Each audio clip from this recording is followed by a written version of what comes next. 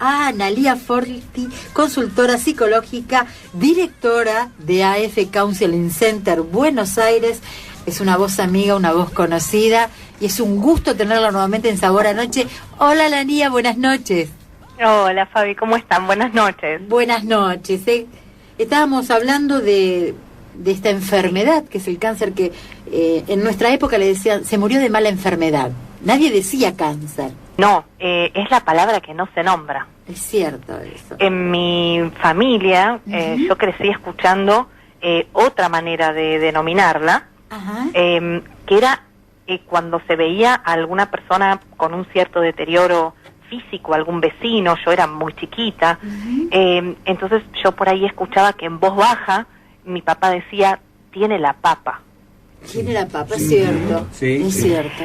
Porque es una enfermedad que no se nombra, no se nombraba. Ahora, por suerte, bueno, se han abierto muchas más cuestiones, pero vos fíjate que yo los escuchaba a ustedes recién charlando, y está esta tendencia a nombrarla en voz baja.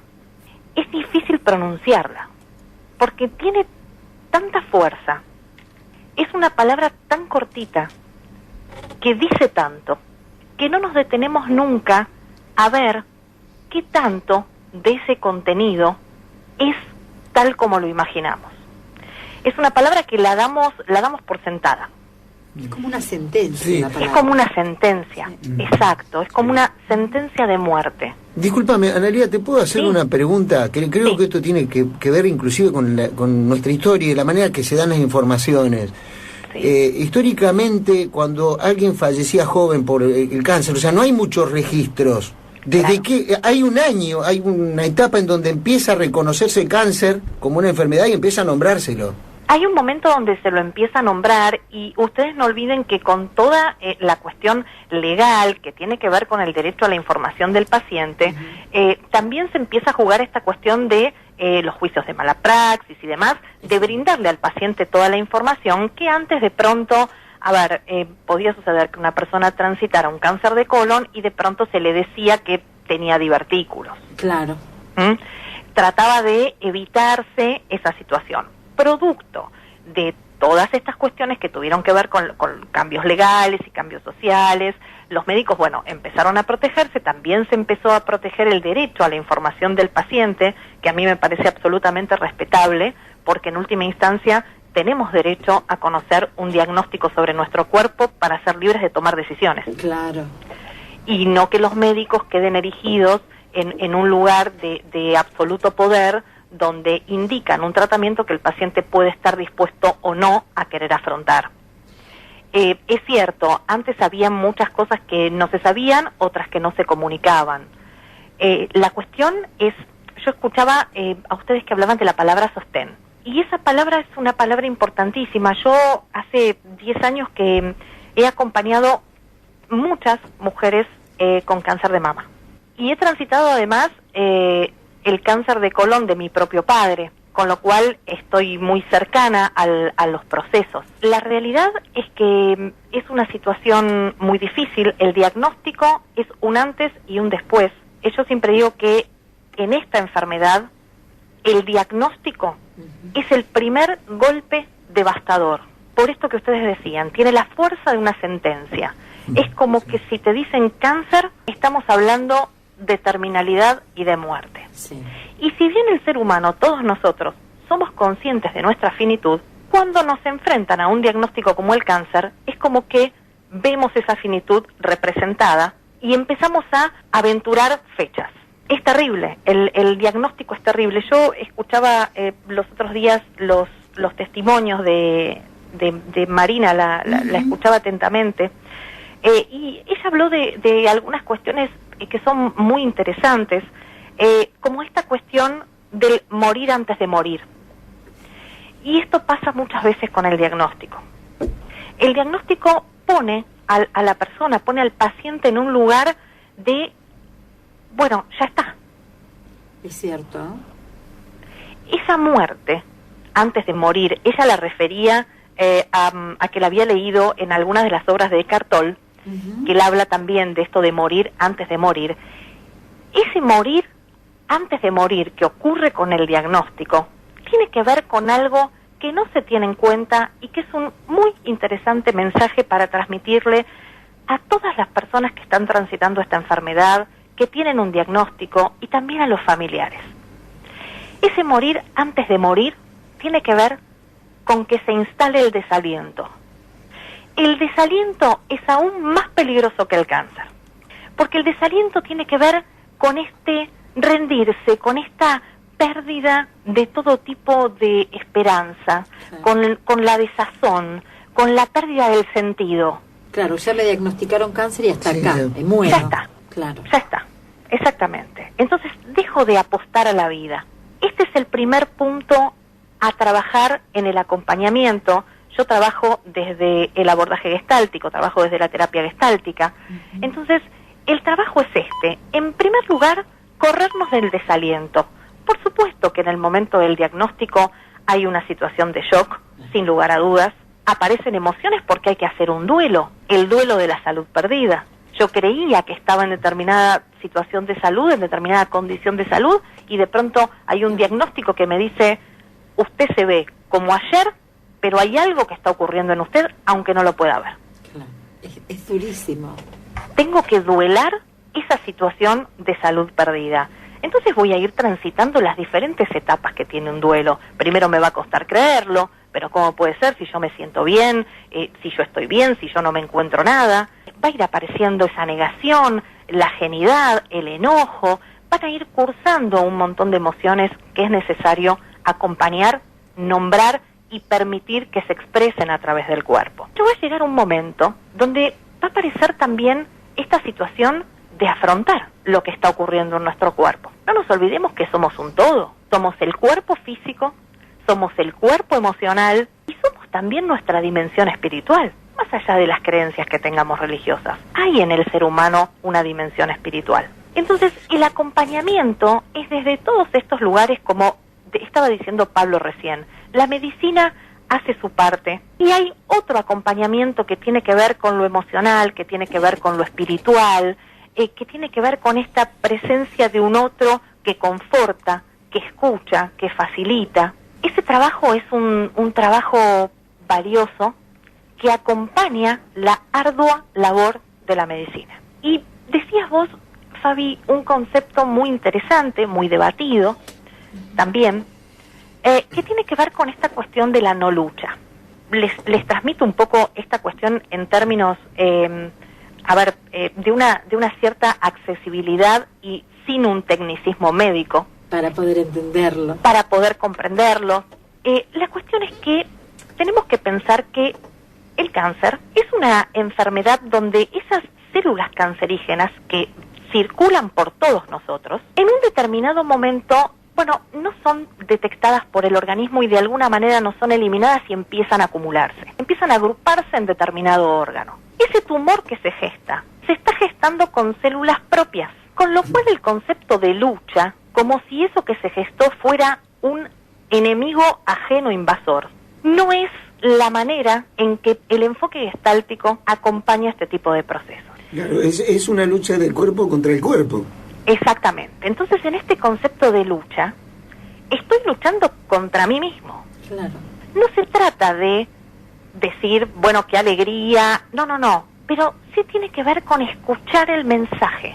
Esto viene de mi cuerpo, esto es una expresión de todas las dimensiones de mi cuerpo, del plano físico, de lo fisiológico, de esto que vos decías, de lo genético, de esto que tiene que ver con ese oncogen que puedo tener, y también es una expresión de mi dimensión emocional, de mi dimensión espiritual. Algo está sucediendo en mi cuerpo y me tengo que hacer cargo de esto. Claro. Detenerme, mirar qué sucede y empezar a trabajar con esto que aparece y con ese mensaje que trae. Hablar de esto significa estar hablando de acompañar el proceso. No que el proceso se instale y tiene que ver con que me lo quedo y que conviva conmigo. Claro. No, pero tengo que poder extraer y encontrar ese mensaje que viene a traer a mi vida. Ustedes saben que, no sé si han escuchado hablar de Viktor Frankl. Él decía algo muy, muy interesante. una dimensión existencial que también es de un gran aporte para situaciones como las enfermedades oncológicas. Él decía que él había encontrado el significado de su vida en ayudar a los demás a que encontraran un significado a la suya. Es fantástico. Es fantástico y Marina decía algo el otro día que tenía que ver con esto, muy interesante, muy rico su testimonio y muy auténtico. Ella decía, yo a partir de esto encontré un sentido a mi vida, que es ayudar a otros. Le permitió reorientar de alguna manera el sentido de su existencia. Y también con esto tiene que ver, con entrar en contacto a ver cuál es el sentido que puedo darle a mi vida a partir de aquí. Porque no olvidemos algo, el ser humano tiene una dimensión espiritual que tiene que ver con esto. El ser humano, la existencia del ser humano, jamás pierde su sentido, ni aun con la muerte. No, porque la muerte es una parte de la vida. Esa muerte también tiene un sentido de trascendencia. Entonces una enfermedad, un diagnóstico, aún un diagnóstico como el cáncer, que es tan duro, tan cruento, de alguna manera tiene que ser útil para quien lo está transitando, para encontrar nuevos sentidos, para buscar esa autotrascendencia, para explorar esa dimensión espiritual. No pelearse, no es una lucha, no se trata de lo voy a vencer, se trata lo voy a acompañar a que me deje, porque ya lo escuché, ya escuché lo que venía a decirme. Y pensaba mientras decías esto de acompañarlo, ¿no? También esto qué importante que lo entienda la familia de la persona enferma. Sí, porque es un factor fundamental. La familia tiende a la lástima. Pobrecito, tiene cáncer, o pobrecito ya se va a morir, ¿eh? No, sin embargo, vos fíjate, Analía, en mi caso, yo lo viví de cerca porque, bueno, mi padre falleció de cáncer y mi hermana tuvo cáncer y salió de la enfermedad. Tuvo cáncer de mi mamá y, bueno, como vos decís, acompañó el cáncer, lo asumió. A ver, y te pregunto esto, ¿es como una suerte de asumir la enfermedad para empezar un punto de partida? Tiene que ver con un aceptar el proceso que está ocurriendo en mi cuerpo. Esto está ocurriendo, está pasando, le hago lugar no significa le hago un nidito para que se quede. No significa me resigno a que esto es lo que me toca. Significa reconozco y acepto este proceso que me está pasando, lo voy a acompañar activamente, diciéndole sí a la vida, diciéndole sí a la vida. Esto que decía Fabi es importante, es un gran capítulo aparte, la cuestión del entorno familiar. La familia del paciente oncológico vive muy desamparada, vive sin contención. Desde los ámbitos médicos no se brinda una contención. Razones infinitas. Desborde de la demanda, tienen que atender otras cuestiones, pero todo el entorno familiar se encuentra muy desamparado. Cuando irrumpe en una familia un diagnóstico de cáncer, cae una bomba.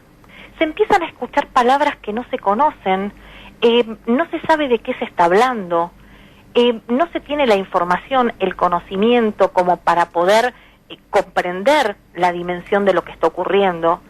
Algo nuevo irrumpe a la vida con un nivel de incertidumbre que genera altísimos niveles de ansiedad. ¿Y a quién recurrir? Al médico que me responde con respuestas de la medicina que no comprendo. ¿A quién recurro? No siempre está la disponibilidad de un equipo donde haya psicooncólogos que puedan contener, que pueda acompañar. Esto no sucede siempre. No sucede en todos los casos. Entonces la familia se encuentra un poco a la deriva con sus propias angustias, con sus propias incertidumbres, porque ellos también se enfrentan a una situación inesperada y a un diagnóstico que también lo asocian con muerte. Entonces, en ese desamparo, empiezan a intentar acompañar y sostener desde donde pueden, desde donde intuyen que es la mejor manera. Y a veces aparecen estas cuestiones que tienen que ver con la sobreprotección, o que tienen que ver con esta cuestión de bueno, pero pone voluntad, y el paciente en su tristeza no tiene disponible su voluntad, la tiene afectada. Empiezan estas cuestiones de empezar todos en un estado, a transitar un estado de desesperación, donde cada uno queda encerrado y aislado en sus angustias, en sus temores, y nada se habla. Se habla a medias.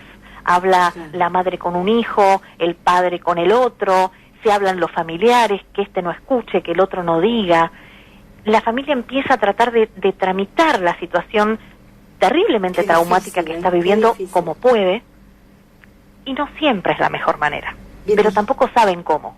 O sea, el aprendizaje es para todos, no solo para el aprendizaje es para todos. El enfermo. Sí, no para... El aprendizaje es para todos. Y es un aprendizaje del cual se puede salir enormemente fortalecido, en la medida que ni la familia ni el paciente se dejen ganar por el desaliento. La vida humana es innata en su sentido. La existencia del ser humano tiene sentido en sí misma. Toda nuestra existencia va en búsqueda de un sentido, aún ante la enfermedad. El desaliento es un arma letal, letal para el alma. Qué placer escucharte, uno estaría horas realmente. ¿Y a cuánta gente? Yo estoy leyendo los comentarios en Facebook, que ahora lo vamos a decir al aire. A tanta gente estás llegando en este momento y a tanta gente estás ayudando, Ana, porque es mucha más la cantidad de gente y familiares que están sufriendo que la cantidad de gente que ignora la manera de acompañar a la enfermedad, como estás diciendo. Y esto es tan útil, lo que yo quería decir en un momento es que el cáncer tiene una característica en donde solamente no está enfermo el que lo padece, sino que los allegados, el grupo íntimo, también termina padeciéndolo. Totalmente, Pablo, es tal cual como lo decís. No olvidemos que a lo largo de un tratamiento que tenga que ver con el cáncer, se plantean un montón de situaciones donde hay que tomar muchísimas decisiones. Hay que aprender vocabularios nuevos. Nosotros no estamos hablando todo el día de células que mutan, no estamos hablando de estas cuestiones. No sabemos, no conocemos. La familia tiene que acompañar al enfermo, sostenerse desde sus propios temores y ansiedades, trabajar con esa amenaza de desintegración afectiva de ese núcleo familiar que es el diagnóstico. Tiene que aprender un montón de terminologías que no conoce, atreverse a hacer preguntas a los médicos que muchas veces son muy escuetos y acotados en sus respuestas. Hay millones de ansiedades que la familia transita. Realmente es una situación de mucha complejidad y muchas veces no saben, realmente no saben cómo hacerlo, y van aprendiendo junto con el enfermo a tomar estas decisiones. ¿Continuamos con esta quimioterapia o no? ¿Tomamos la decisión de ir por una intervención más o no? ¿Accedemos a cuidados paliativos o no? Hay millones de situaciones que se plantean, millones de temores que la familia tiene que transitar, en mucha soledad muchas veces, sin esa compañía del poder hablar abiertamente de los miedos que se tienen. Se ponen en juego los afectos más profundos. Y no olvidemos algo. Nosotros vemos que esto le está ocurriendo hoy a él, mañana al otro, y nos identificamos y sabemos que también nos puede pasar a nosotros. Y eso también aviva muchísimos temores. Nos pone en la alerta de la realidad, ¿no? Absolutamente. Por eso, yo trato de trabajar con esta cuestión de la siguiente manera. En primer lugar, no ser ajenos. No se trata de, no hablemos de cáncer, no lo nombremos, porque si lo nombrás, lo atraes. No. Eso es pensamiento mágico, no lo atraes porque lo pensás. El cáncer existe, es una enfermedad, es una realidad, tal como te decía tu ginecóloga, las cifras aumentan, hay millones de factores respecto de los cuales puede hablar un profesional de la medicina muchísimo mejor que yo, factores que tienen que ver desde predisposiciones genéticas hasta cuestiones que tienen que ver con el estrés, con la calidad de vida, también con lo emocional, con la alimentación. Hay un conjunto de factores que influyen. Ahora, la cuestión es saber que es un diagnóstico que puede llegar a la vida de cualquiera de nosotros. ¿Por qué? Porque si yo hago accesible la posibilidad, si un día me ocurre, no va a ser esta cuestión de es un castigo, me tocó, me llegó este mal, porque sabemos que es algo que puede suceder. Claro. Entonces, cuando llega, hay que disponer, no la lucha, hay que disponer los recursos internos que cada uno de nosotros tenemos para transitarla. A veces las personas que están transitando una enfermedad oncológica y superan una etapa preguntan, bueno, ¿ya está? ¿Estoy curado? Es cierto. Y los médicos nunca hablan de cura, nunca hablan, está curado en lo que tiene que ver con la oncología. Entonces, los pacientes se preocupan, pero no me dice que estoy curado, le pregunto si me va a volver y me dice que eso no me lo puede asegurar. Entonces yo les planteo siempre, a ver, cuando vos tenés una gripe, ¿te curás de la gripe? Sí. Sí. ¿Y eso significa que no te vas a volver a engripar nunca más en la vida? No. No.